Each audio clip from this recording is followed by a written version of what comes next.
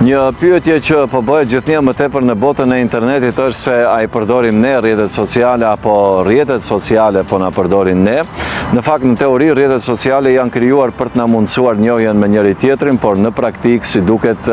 po na mundësojnë vetëm afrimin me aparatet celular apo telefonat tonë dhe jo me njëri tjetrin. Duke ju referuar një analizë të statistës, e cila është një faqe e specializuar, e cila merret me rrjetet sociale,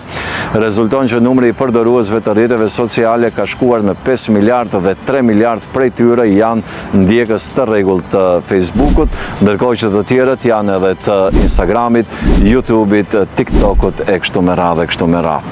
Ulëmtimi ka nxjerrë në pak edhe atë se sa një përdorues i rregullt qëndron brenda ditës duke përdorur rrjetet sociale dhe rezulton që një përdorues i rregullt i rrjeteve sociale kalon nga 2 deri në 4 orë në ditë duke bërë scroll në telefonin e tij, dhe nëse kjo llogaritet në baza vjetore, atëherë një përdorues i rregullt i rrjeteve sociale kalon mbi 1 muaj duke bërë surf në telefonin e tij.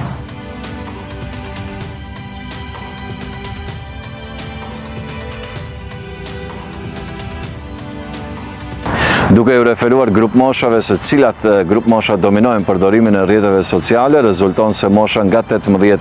deri më 34 dominon përdorimin e rrjeteve sociale, ndërkohë që sa i takon gjinisë, rezulton një përdorim më i balancuar, pra avansojnë gjinia femërore me 53% dhe më pas gjinia mashkullore me 47%, pra duket sikur gjithkohës jemi të qasshëm dhe jemi online në rrjetet sociale, dhe kjo për një arsye, për shkak të algoritmit që rrjetet sociale kanë në vete, pra është një formulë ose një mekanizëm i cili mbikëqyr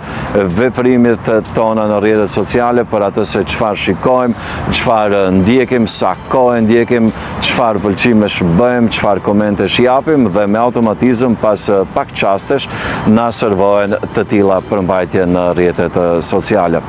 Dhe kur e kemi gjithë këtë përdorim të rrjeteve sociale, me automatizëm shtrohet pyetja nëse i përdorim ne rrjetet sociale apo na përdorin ata neve.